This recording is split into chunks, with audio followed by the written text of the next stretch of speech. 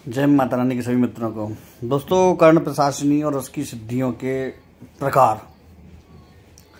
देखो, वैसे तो कर्ण प्रशासनी के बहुत मंत्र पाए जाते हैं, बहुत तरह की क्रियाएं पाई जाती हैं, बहुत प्रयोग पाए जाते हैं, लेकिन हर किसी के लिए वो नहीं होते और हर कोई इसको सिद्ध कर भी नहीं सकता है, क्योंकि ये सिद्धियां इतनी नॉर्मल नहीं होती हैं, कठिन सिद्धियां होती हैं ये। हाँ, एक बात ज़रूर है कि इसको सिद्ध करने वाले मिल जाया करते हैं, क्योंकि इतनी कठिन मतलब दुर्लभ सिद्धि नहीं है। इसको करने वाले या सिद्ध करने वाले हैं कई जानकारी में, जिन्होंने अलौकिक चमत्कार भी दिखाए हैं उसके द्वारा। तो चीज़ तो बढ़िया है, सिद्धि बढ़िया है। लोग इससे लोग को कई चीज़ें बताते भी हैं, मगर क्या है ना कि परमानेंट मतलब रहने वाली सिद्धि नहीं है, क्योंकि आप जरा सी गलती करते हैं या कोई ऐसी चीज़ करते हैं जिससे कि कर्ण प्रशासनी नाराज हो जाती है, तो वो दिक्कत वाला होगा आपके लिए। अब आपने नाम से ही समझ लिया होगा कर्ण प्रशासनी, है ना। तो यानी प्रशासनी यानी कि खतरनाक शक्ति। और ये व्यक्ति को एक तरह से जैसे कोई व्यक्ति सामने से आता है पूछने के लिए, तो जिस पर ये सिद्धि होती है ना, तो उसके कान में उसके एंटर होने से पहले ही, उसके आने से पहले ही वो कर्ण उसके कान सिद्ध करने वाले व्यक्ति के कान में बता देती है कि फलाना फलाना व्यक्ति आ रहा है और उसका ये प्रश्न रहेगा। जी आपको बताऊं मैं कैसे, क्योंकि मैं एक व्यक्ति से मिला था पहले बहुत, तो उस समय ज़्यादा इन चीज़ों का मुझे इतना इंटरेस्ट या अनुभव नहीं था। सही बताऊँ, ना तो अनुभव था ना इंटरेस्ट था। तो वो व्यक्ति आता है, तो वो व्यक्ति इस चीज़ को सब लोगों को बता रहा था। उसके यहाँ बहुत भीड़ लगी हुई थी, बहुत भीड़ लगी हुई थी। और अमूमन मैंने देखा है कि ऐसे लोग ज़्यादातर मीडिया माध्यम से दूर रहते हैं, ठीक है ना। क्योंकि मैं भी आपने देखा हो बहुत बाद में आया हूँ, जबकि ये चीज़ों में बहुत पहले से था मैं। तो क्या हुआ कि वो लोगों को बताने लगा। मेरे संग एक मेरे व्यापारी मित्र थे, वो भी गए हुए थे। वो उनको कुछ पूछना था, तो वही मुझे लेकर के गए थे वहाँ पे दिखाने के लिए कि देखो गुरु, दिखाते तुमको कि कैसे कैसे बंदे पड़े हुए हैं। तो अब मित्रों क्या होता है, तो दोस्तों फिर क्या होता है कि उस व्यक्ति का भी नंबर आया बाद में, जो हमको लेके गया था। तो नंबर आया, तो नंबर आने पर क्या है कि उन्होंने फिर उसके बारे में बताया महाराज ने। उन्होंने उसकी एक एक चीज़ बता दी, एक एक चीज़, कैसा है, कहाँ से आया है, क्यों आया है, क्या हो रहा है, इस समय घर में क्या चल रहा है, सब उसे घर तक की बता दी। तो उसने कही कि तेरे घर में फलाना फलाना व्यक्ति अभी अभी आया हुआ है, देख। तो उस पर उस समय जो था कि नोकिया का फ़ोन था, तो उसने कॉल लगाई। घर पे लैंडलाइन था, तो फ़ोन लगाया, फलाना फलाना व्यक्ति आया है क्या घर पर। तो उन्होंने कहा तुमसे मिलने के लिए आया हुआ है, लेकिन मैंने बता दिया है कि आप यहाँ पे नहीं हो, बाहर गए हुए हो। उसने कहा ठीक है। तो उसने कहा कि हाँ महाराज आया तो है। तो उसने 5-6 चीज़ उससे और फिर बताई, और उसने पूछी कुछ अपने लाभ की बातें व्यापार में उसने बताई। तो बाद में उस महाराज से, हमारी व्यक्ति से, बाबा से बात भी हुई थी। तो वह व्यक्ति 2-4 चीज़ें मैंने उससे बताई, तो वो व्यक्ति बाबा मुझे पहचान गया कि बहुत जानकार व्यक्ति है भी। तो उसने स्वयं ही बता दिया कर्ण प्रशासनी के बारे में अपने बात बात में। क्योंकि जब कोई आदमी मिल जाता है जो उस लाइन में जानकारी रखता है अच्छी खासी, तो लोग उसको फिर बातें करते हैं खुल करके। तो वही हुआ। तो मैंने ऐसे कई व्यक्ति देखे हैं जो बहुत सटीक इसको सिद्ध करने के बाद बताते थे। और एक चमत्कारी चीज़ मैं बताऊं कि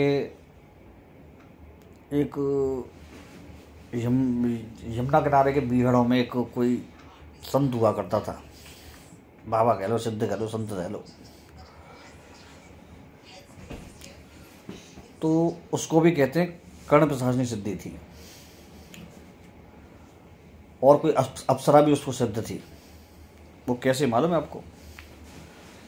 जी, आज से कम 17-18 साल पहले उसकी हत्या कर दी थी, मालूम है? मार दिया था उसको किसी ने, वो संत की, बाबा की।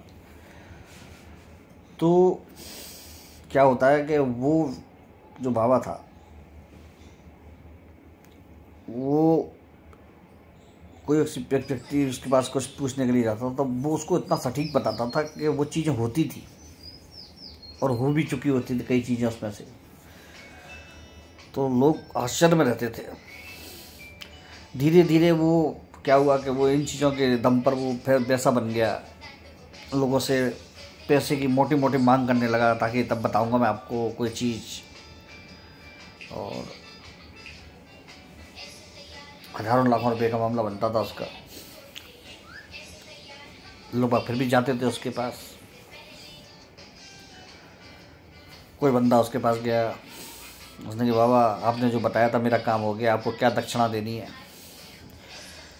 तो तेरी ये मोटरसाइकिल है मुझे दे दे। उसने देखा अपनी मोटरसाइकिल तरफ पुरानी थी, तो क्योंकि बाबा ने उसका बहुत बढ़िया काम किया था तो उसने कहा चलो ठीक है बाबा, मेरे पास तो एक ही है, फिर मैं आगे और ख़रीद लूँगा, ये कह करके मोटरसाइकिल ही दे गया बाबा को। तो ऐसी बहुत चीज़ें हुई देखी हैं मैंने, बहुत चीज़ें सुन रखी हैं, कई चीज़ें अनुभव से आई हैं। कर्ण प्रसाशनी की जो सिद्धि होती है मित्रों, न तो सुगम होती है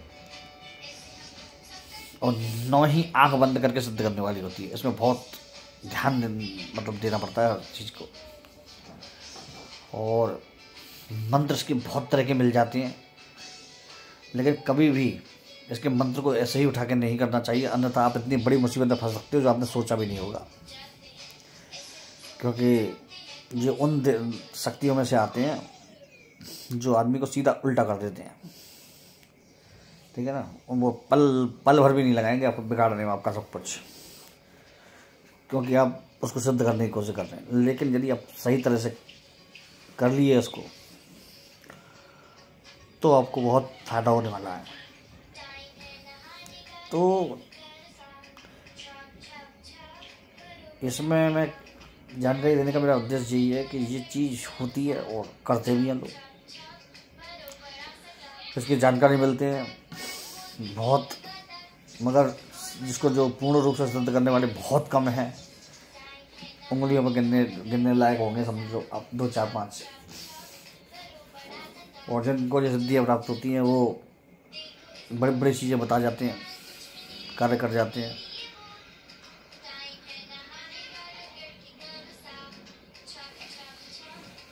और जैसा कि आपने भी सुना होगा, लोग भी बताते हैं कि कर्ण प्रसाशनी आपके आने वाले फ्यूचर को नहीं बता सकती, आने वाले समय को नहीं बता सकती, भूत और वर्तमान ये बता सकती है इस समय तक क्या किया आपने।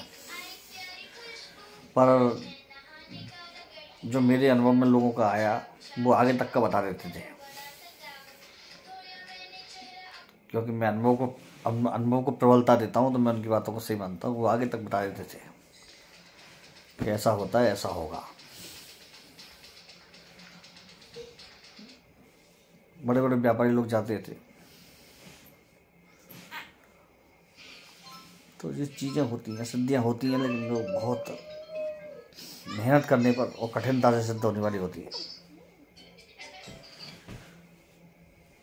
नियम रखना पड़ता है कंटिन्यू, आपको किस तरह से करना है वो सब समझना होता है। यदि मंत्र गुरु कृपा से मिल गया और उसका विधान सही है तो इसमें 30 से 34 दिन से ही अनुभव शुरू हो जाते हैं, और कम से कम 21 दिन से लेकर के और 90 दिन तक की साधना होती है। एकांत, बहुत एकांत स्थल में होती है, जहाँ ना आदमी ना बच्चा कोई नहीं हो, दूर दूर तक एकांत होता है। एकांत बासा झगड़ा ना झांसा कोई नहीं होता है। और ऐसे वीरानों में साधनाएं होती हैं इसकी। लोग कहते हैं साधना क्यों नहीं सफल होती है। आपको मालूम है कि साधना क्यों नहीं सफल होती है? नहीं जानते होंगे। साधना इसलिए सफल, ये चीज़ें इसलिए सफल नहीं होती जल्दी आसानी से कि आपको वो वातावरण ही नहीं मिलता, आप उस वातावरण में ही नहीं करते जिसमें वो चीज़ें करनी चाहिए। अगर आप सही समय पर सही वातावरण में वो चीज़ें कर लेंगे तो वो सक्सेस होने की गारंटी होती है।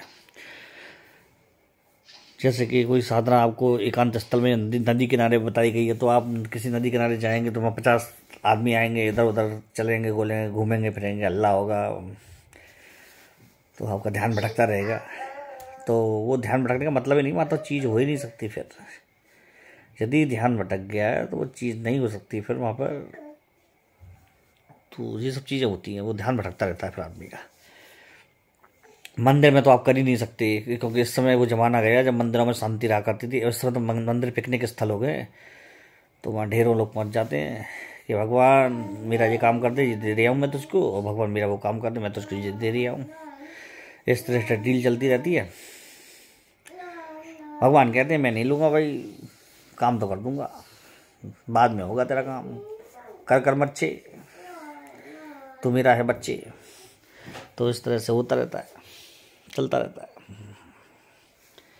और धीरे धीरे आदमी यदि इसमें बढ़ता है, मेहनत करता है, जानकारी मिल लेता है, तो धीरे धीरे सफलता भी मिलती है। कर्ण शास्त्री के वैसे तो मैंने वीडियो में कई मंत्र डाल रखे हैं, वही सिद्ध मंत्र हैं, समझ लीजिए आप। वैसे कई लोगों ने पेज वगैरह पर, इन पर भी उसके मंत्र डाल रखे हैं, उसमें से भी कई मंत्र सही हैं बिल्कुल। तो आप कर सकते हैं, करके देख लीजिए।